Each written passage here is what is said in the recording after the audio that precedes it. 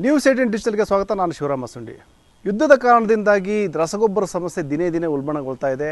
ಅದರಲ್ಲೂ ಕರ್ನಾಟಕದಲ್ಲಿ ಏನು ಸಾವಿರಾರು ಟನ್ಗಳ ಗೊಬ್ಬರ ಕೊರತೆ ಎದುರಾಗಿರೋದ್ರಿಂದಾಗಿ ಸರ್ಕಾರ ಏನು ನ್ಯಾನೋ ಗೊಬ್ಬರ ಬಳಕೆ ಮಾಡಲಿಕ್ಕೆ ಸಲಹೆ ಕೊಡ್ತಾ ಇದೆ.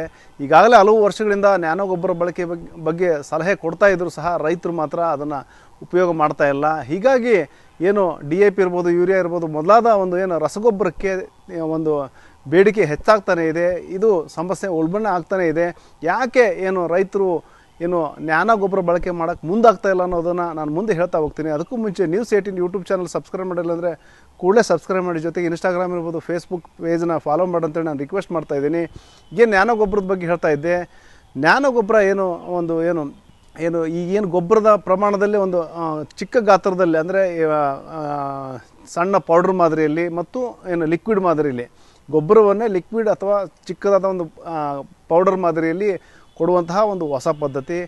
ಈ ಪದ್ಧತಿನ ಯಾರೂ ಸಹ ಅಳವಡಿಸ್ಕೊಳ್ತಾ ಇಲ್ಲ. ಅದರಲ್ಲೂ ವಿಶೇಷವಾಗಿ ಏನು ಉತ್ತರ ಕರ್ನಾಟಕ ಭಾಗದ ರೈತರು ಅದರ ಬಗ್ಗೆ ಒಂದು ರೀತಿಯಲ್ಲಿ ಅಸಡ್ಡೆ ಅಂದರೂ ಸಹ ತಪ್ಪಾಗಲಿಕ್ಕಿಲ್ಲ. ಈಗಾಗಲೇ ಏನು ಯುದ್ಧದ ಕಾರಣದಿಂದ ಮಧ್ಯಪ್ರಾಚ್ಯ ದೇಶಗಳಲ್ಲಿನ ಬಿಕ್ಕಟ್ಟಿನಿಂದಾಗಿ ರಸಗೊಬ್ಬರ ಕೊರತೆ ತೀವ್ರವಾಗ್ತಾ ಇದೆ. ಮತ್ತು ಈಗ ಏನು ಬಿತ್ತನೆ ಈಗಾಗಲೇ ಶುರುವಾಗಿದೆ. ಬಹಳಷ್ಟು ಕಡೆ ಒಂದಷ್ಟು ಕಡೆ ಬಿತ್ತಿದ್ದಾರೆ, ಒಂದಷ್ಟು ಕಡೆ ಬಿತ್ತನೆ ಮಾಡಲಿಕ್ಕೆ ಸಿದ್ಧತೆ ಮಾಡ್ಕೊಂಡಿದ್ದಾರೆ. ಇದೇ ಸಂದರ್ಭದಲ್ಲಿ ರಸಗೊಬ್ಬರ ಕೊರತೆ ರಾಜ್ಯದಲ್ಲಿ ತೀವ್ರವಾಗಿ ಕಾಣ್ತಾ ಇದೆ. ಎಲ್ಲ ಕಡೆನೂ ಸಾಲು ಗಟ್ಟಿ ನಿಂತು ಗೊಬ್ಬರಕ್ಕಾಗಿ ಪರದಾಡುವಂಥ ಪರಿಸ್ಥಿತಿ ನಿರ್ಮಾಣವಾಗಿದೆ.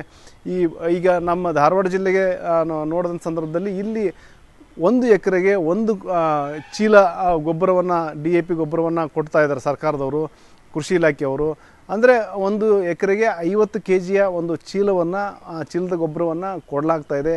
ಆದರೆ ರೈತರಿಗೆ ಅದು ಸಾಲ್ತಾ ಇಲ್ಲ. ಹಾಗಾಗಿ ಹೆಚ್ಚುವರಿ ಗೊಬ್ಬರ ಕೊಡ್ರಿ ಅಂತೇಳಿ ಡಿಮ್ಯಾಂಡ್ ಮಾಡ್ತಾನೆ ಇದ್ದಾರೆ. ಆದರೆ ನೀವು ನ್ಯಾನೋ ಗೊಬ್ಬರ ಬಳಕೆ ಮಾಡಿ ಅಂತೇಳಿ ಕೃಷಿ ಅಧಿಕಾರಿಗಳು ಸಲಹೆ ಕೊಡ್ತಾ ಇದ್ದಾರೆ. ಆದರೂ ಸಹ ಏನು ರೈತರು ನ್ಯಾನೋ ಗೊಬ್ಬರ ಬಳಕೆ ಮಾಡಲಿಕ್ಕೆ ಮುಂದಾಗ್ತಾ ಇಲ್ಲ.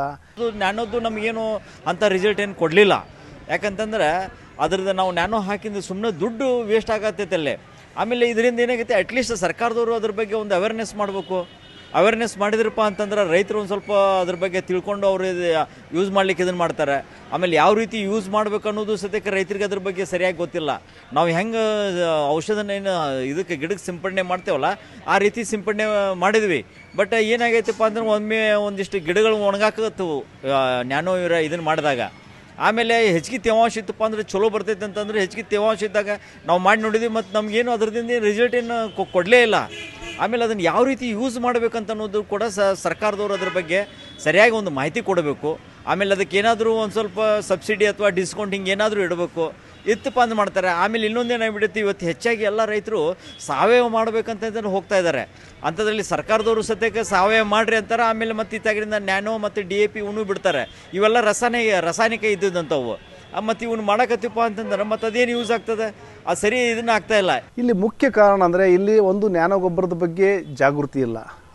ಕೃಷಿ ಇಲಾಖೆ ಅಧಿಕಾರಿಗಳು ಏನು ನ್ಯಾನೋ ಗೊಬ್ಬರದ ಬಗ್ಗೆ ಅಲ್ಲೇನು ಅಧಿಕಾರಿಗಳ ಮಟ್ಟದಲ್ಲಿ ಮೀಟಿಂಗ್ ಮಾಡೋದಿರ್ಬೋದು, ಚರ್ಚೆ ಮಾಡೋದಿರ್ಬೋದು. ಆದರೆ ಇಲ್ಲಿ ಆ ಒಂದು ತಳಮಟ್ಟದಲ್ಲಿ ರೈತರಿಗೆ ಅದನ್ನು ಮೆಸೇಜ್ ಮುಟ್ಟಿಸುವಂತಹ, ಜಾಗೃತಿ ಮೂಡಿಸುವಂತಹ ಕೆಲಸವನ್ನು ಮಾಡ್ತಾ ಇಲ್ಲ. ಮತ್ತು ಏನು ಇದು ಒಂದೇನು ಹಳೆಯ ಮಾದರಿಯ ಒಂದು ರಸಗೊಬ್ಬರಕ್ಕೂ ಈಗ ನ್ಯಾನೋ ಮಾದರಿಯ ಒಂದು ಗೊಬ್ಬರಕ್ಕೂ ವ್ಯತ್ಯಾಸಗಳಿದ್ದಾವೆ. ಅಂದರೆ ಏನು ಹಳೆ ಮಾದರಿಯ ಒಂದು ರಸಗೊಬ್ಬರ DAP ಇರ್ಬೋದು, DAPಯನ್ನು ಮತ್ತು ಯೂರಿಯಾ ಇರ್ಬೋದು, ಅದಕ್ಕೆ ನೆಲಕ್ಕೆ ಹಾಕುವಂಥ ಪದ್ಧತಿ ಇದೆ.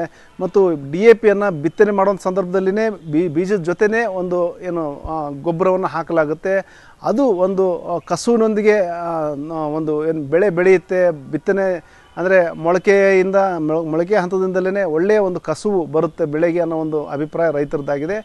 ಮತ್ತು ಈಗ ನ್ಯಾನೋ ಅಂದ ಕೂಡಲೇ ಈಗೇನು ಲಿಕ್ವಿಡ್ ಫಾರ್ಮೇಷನ್ನಾಗಿ ಏನಿರ್ತದೆ ಅದನ್ನು ಏನು ಬೆಳೆ ಬಂದು ಒಂದು ಗೇಣು ಹಂತಕ್ಕೆ ಬಂದ ಮೇಲೆ ಅದು ಒಟ್ಟು ಸ್ವಲ್ಪ ಬೆಳೀತಾ ಇರುವಂಥ ಸಂದರ್ಭದಲ್ಲಿ ಅದನ್ನು ಸ್ಪ್ರೇ ಮಾಡಬೇಕು. ಅದು ಸಹ ಎಕರೆಗೆ ಒಂದು 500 ml. ಅಂದರೆ ಆ 500 mlಗೆ ಬರೀ ಒಂದು 500 mlಗೆ ನ್ಯಾನೋ ಗೊಬ್ಬರಕ್ಕೆ 650 ರೂಪಾಯಿ ದರ ವಿಧಿಸಲಾಗ್ತಾ ಇದೆ.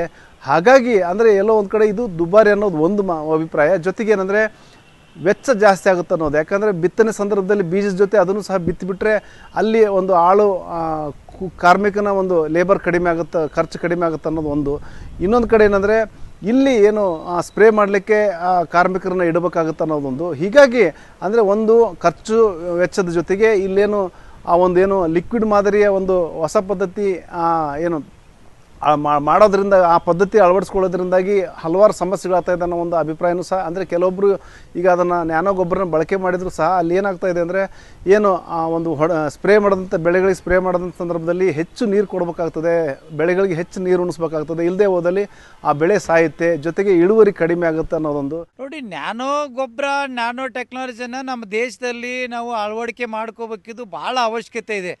ಆದರೆ ಅಳವಡಿಕೆ ಮಾಡ್ಕೋಬೇಕಂತೆ ಅಧಿಕಾರಿಗಳು ನಮ್ಮ ಹೋಬಳಿ ಮಟ್ಟದಾಗ ಬಂದು ಇದನ್ನು ಯಾವ ರೀತಿ ನಾವು ಬಿತ್ತನೆ ಮಾಡುವಾಗ ಹಾಕ್ಬೇಕಾ, ಬಿತ್ತನೆ ಮಾಡಿದ ಮೇಲೆ ಹಾಕ್ಬೇಕಾ ಅಂತ ತಿಳಿಸ್ಬೇಕು. ಇಲ್ಲಿ ಇನ್ನೊಂದು ಏನಾಗ್ತದೆ, ಗೊಬ್ಬರ ಆದರೆ ಏನಾಗ್ತೈತಿ, ನಾವು ಬಿತ್ತುವಾಗನ ಆ ಸೀಡ್ ಜೊತೆಗೆ ಬೀಜದ ಜೊತೆಗೇ ಮಿಕ್ಸ್ ಮಾಡಿ ಭೂಮಿಯೊಳಗೆ ಬಿತ್ಕೊಂಡು ಹೋಗ್ತೇವೆ. ನಾಳೆ ದಿನ ದೊಡ್ಡ ಮಳೆ ಆಗಿಬಿಡ್ತಂದ್ರೆ ಹರ್ಕೊಂಡು ಹೋಗ್ಬಿಡ್ತೈತಿ, ಅಲ್ಲೊಂದು ಕಡೆ ಲಾಸ್ ಬರ್ತದೆ. ಮತ್ತೊಂದು, ನೀವು ಕೊಡೋ ಟೆಕ್ನಾಲಜಿ ಹೆಂಗಿರ್ಬೇಕಂದ್ರೆ ಸಬ್ಸಿಡಿ ರೀತಿಯಲ್ಲಿ ಮತ್ತು ನಮಗೆ ಕೈಗೆ ನಿಲ್ಕುವಂಥ ಧಾರಣೆಯಲ್ಲಿ ನೀವು ಕೊಡಬೇಕು. ಎಲ್ಲೋ ನೀವು ಮಾರ್ಕೆಟಲ್ಲಿ ಸಿಗುವಂಥ ರೇಟಿಗೆ ಕೊಟ್ಟರೆ ಆಗಲ್ಲ. ಈಗ ಯೂರಿಯಾ ಆಗಲಿ, DAP ಆಗಲಿ ನೀವು ಸಬ್ಸಿಡಿಯಾಗಿ ಕೊಡ್ತೀರಿ. ಇದೇ ಸಬ್ಸಿಡಿಯಾಗಿ ಕೊಟ್ಟರೆ ಒಂದಾಗ್ತದೆ. ಮತ್ತು ಈ ಕೃಷಿ ಇಲಾಖೆಯಲ್ಲಿ ಸಾಕಷ್ಟು ಅಧಿಕಾರಿಗಳು ಸೋಮಾರಿಯಾಗಿ ಕುಂತಾರೆ. ಅವರುಗಳು ಹೋಬಳಿ ಮಟ್ಟದಾಗ ಬಂದು ನಮಗೆ ಯಾವ ರೀತಿ ಬಿತ್ತಬೇಕು, ಬಿತ್ತಿದ ಮೇಲೆ ಯಾಕೆ ಹಾಕಬೇಕು, ಬಿತ್ತಕ್ಕಿಂತ ಮುಂಚೆ ಹಾಕಬೇಕು, ಏನು ಲಾಭ ಲಕ್ಷಣ ಬಗ್ಗೆ ಆಗಬೇಕು. ನೀರಾವರಿ ವಿಚಾರದಾಗ ಬಂದಾಗ ಏನಾಗ್ತದೆ, ನಾವು ಬಿತ್ತಿದ ಮೇಲೆ ಒಂದು ನೀರು ಕೊಡ್ತೇವೆ, ಎಷ್ಟು ಬೇಕಷ್ಟು ನೀರು ಕೊಡ್ತೇವೆ, ಇಲ್ಲ ಮೊಳಕೆ ಒಡೆದ ಮೇಲೆ ಕೊಡ್ತೇವೆ. ಬಟ್ ಇಲ್ಲೇನಾಗ್ತದೆ, ನ್ಯಾನೋ ಆದಾಗ ಮೊಳಕೆ ಒಡೆದ ಮೇಲೇ ಕೊಡೋದಿರೋದ್ರಿಂದ ನೀವು ಸಾಕಷ್ಟು ಪ್ರಮಾಣದಾಗ ನಮ್ಮ ರೈತರು ಬಂದು ಕನ್ವಿನ್ಸ್ ಮಾಡಿದ್ರೆ ನಾವು ಬದಲಾದಂಥ ಸನ್ನಿವೇಶದಾಗ ರೈತರು ಬದಲಾವಣೆ ಆಗಲೇಬೇಕು. ಯಾಕಂದರೆ ಇಲ್ಲಿ ಪಾಕೆಟ್ ರೂಪದಲ್ಲಿ ಬರೋದಕ್ಕೂ ಮತ್ತು ಲಿಕ್ವಿಡ್ ಬರೋದಕ್ಕೂ ವ್ಯತ್ಯಾಸ ಇದೆ. ನಾವು 50 kg ಪಾಕೆಟ್ ತರೋದಕ್ಕೂ, ಅದೇ 200 ml 300 ml ತರೋದಕ್ಕೂ, ಅಥವಾ 500 ಪಾಕೆಟು ಅಥವಾ ಒಂದು kg ಪಾಕೆಟ್ ತರೋದಕ್ಕೂ ವ್ಯತ್ಯಾಸ ಇದೆ. ಆದರೆ ಸರ್ಕಾರ ಈ ಮಟ್ಟದಲ್ಲಿ ಬಂದು ನಮ್ಮ ರೈತರಿಗೆ ಹೇಳುವಂಥ ಪ್ರಯತ್ನ ಮಾಡಿದ್ರೆ ಬರೋ ದಿನಗಳಲ್ಲಿ ನ್ಯಾನೋ ಗೊಬ್ಬರನ ಬಳಸೋಕ್ಕೆ ನಮಗೇನು ತೊಂದರೆ ಇಲ್ಲ. ಹಾಗಾಗಿ ಅಂದರೆ ಈ ಹಳೆ ಪದ್ಧತಿಯಲ್ಲಿ ಏನು ಸಾಂಪ್ರದಾಯಿಕ ಪದ್ಧತಿಯಲ್ಲಿ ಗೊಬ್ಬರ ಹಾಕೋದ್ರಿಂದಾಗಿ ಒಳ್ಳೆಯ ಇಳುವರಿ ಬರುತ್ತೆ ಮತ್ತು ಏನು ತೊಂದರೆ ಆಗಲ್ಲ ಅನ್ನೋದೊಂದು. ಈಗ ಏನು ನ್ಯಾನೋ ಮಾದರಿಯನ್ನು ಬಳಸೋದ್ರಿಂದಾಗಿ ಹೆಚ್ಚು ನೀರು ಬೇಕಾಗ್ತದೆ, ಜೊತೆಗೆ ಏನು ಆ ಒಂದು ಇಳುವರಿ ಸೂಕ್ತವಾದ ನಮಗೇನು ನಿರೀಕ್ಷಿತ ಇಳುವರಿ ಬರಲ್ಲ ಅನ್ನೋದೊಂದು, ಜೊತೆಗೆ ಖರ್ಚು ವೆಚ್ಚದ ಏನು ಲೆಕ್ಕಾಚಾರ, ಈ ಎಲ್ಲ ಕಾರಣದಿಂದಾಗಿ ರೈತರು ನ್ಯಾನೋ ಗೊಬ್ಬರನ ಬಳಕೆ ಮಾಡ್ತಾ ಇಲ್ಲ. ಇನ್ನು ಕೃಷಿ ಅಧಿಕಾರಿಗಳಂತೂ ಒಂದು ರೀತಿಯಲ್ಲಿ ಏನು ಬೇಕಾಬಿಟ್ಟು ಉತ್ತರ ಕೊಡ್ತಾ ಇದ್ದಾರೆ. ಅಂದರೆ ನಾವೆಲ್ಲ ಜಾಗೃತಿ ಮೂಡಿಸಿದ್ದೀವಿ ಅನ್ನೋ ಒಂದು ಮಾತನ್ನು ಹೇಳ್ತಾ ಇದ್ದಾರೆ. ಆದರೆ ಜಾಗೃತಿ ಮೂಡಿಸಿದಲ್ಲಿ ಇಲ್ಲಿ ರೈತರು ಯಾಕೆ ಬಳಸ್ತಾ ಇಲ್ಲ ಅನ್ನೋ ಒಂದು ಪ್ರಶ್ನೆ, ಮತ್ತು ಇದು ಎಲ್ಲ ರೈತರಲ್ಲೂ ಜಾಗೃತಿ ಬರ್ಬೇಕಂದ್ರೆ ಇನ್ನೂ ಒಂದು 2-3 ವರ್ಷ ಆದರೂ ಬೇಕಾಗ್ತದೆ ಅನ್ನೋ ಒಂದು ಮಾತು ಸಹ ಕೇಳಿ ಬರ್ತಾ ಇದೆ. ಅದೇನೇ ಇರಲಿ, ಈಗೇನು ನ್ಯಾನೋ ಗೊಬ್ಬರದ ಬಗ್ಗೆನೂ ಮಾತು ಕೇಳಿ ಬರ್ತಾ ಇದೆ. ಆದರೆ ಆ ನ್ಯಾನೋ ಗೊಬ್ಬರವನ್ನು ಬಳಸಲಿಕ್ಕೆ ರೈತರು ಮುಂದಾಗ್ತಾ ಇಲ್ಲ. ಈ ನಿಟ್ಟಿನಲ್ಲಿ ಅಧಿಕಾರಿಗಳು, ಕೃಷಿ ಇಲಾಖೆ ಮುಖ್ಯವಾಗಿ ಆ ಒಂದು ಜಾಗೃತಿ ಮೂಡಿಸುವಂಥ ಕೆಲಸ ಮಾಡಬೇಕಿದೆ. ಜೊತೆಗೆ ಆ ನ್ಯಾನೋ ಗೊಬ್ಬರದ ಒಂದು ಏನು ರಿಯಾಯಿತಿ ದರದಲ್ಲಿ, ಸಬ್ಸಿಡಿ ದರದಲ್ಲಿ ನ್ಯಾನೋ ಗೊಬ್ಬರನ ಸಪ್ಲೈ ಮಾಡುವಂತಹ ಅವಶ್ಯಕತೆ ಅನ್ನೋ ಒಂದು ಕತೆ ಇದೆ ಅನ್ನೋ ಒಂದು ಅಭಿಪ್ರಾಯ ಕೇಳಿಬಂದಿದೆ. ಹಾಗಾಗಿ ಸರ್ಕಾರ ಈ ನಿಟ್ಟಿನಲ್ಲಿ ಒಂದು ಗಂಭೀರ ಚಿಂತನೆ ಮಾಡಬೇಕಾಗಿದೆ. ಮತ್ತು ಏನು ರಸಗೊಬ್ಬರದ ಮೇಲೆ ಏನು ಡಿಪೆಂಡ್ ಆಗಿದ್ದಾರೆ, ಆ ಒಂದು ಡಿಪೆಂಡೆನ್ಸಿ ತಪ್ಪಿಸಲಿಕ್ಕೆ ಪರ್ಯಾಯ ಮಾರ್ಗಗಳನ್ನು ಹುಡುಕುವಂಥ ಅವಶ್ಯಕತೆ ಇದೆ. ಶಿವರಾಮ ಸುನಿ, ನ್ಯೂಸ್ 18 ಹುಬ್ಬಳ್ಳಿ. ನಿರ್ಭೀತ, ನಿಷ್ಪಕ್ಷಪಾತ, ವಿಶ್ವಾಸಾರ್ಹ ಸುದ್ದಿಗಳಿಗೆ ಹೆಸರಾಗಿರುವ ನ್ಯೂಸ್ 18 ಕನ್ನಡ ಈಗ ಆಪ್ನಲ್ಲೂ ಲಭ್ಯವಿದೆ. ದಯವಿಟ್ಟು ಇಲ್ಲಿರುವ QR ಕೋಡ್ನ ಸ್ಕ್ಯಾನ್ ಮಾಡಿಕೊಂಡು ಆಪ್ ಡೌನ್ಲೋಡ್ ಮಾಡೋದಕ್ಕೆ ಮರಿಬೇಡಿ. ನಿಮ್ಮ ಬೆಂಬಲ ಹೀಗೆ ಸದಾ ನಮ್ಮೊಂದಿಗಿರಲಿ. ಧನ್ಯವಾದ.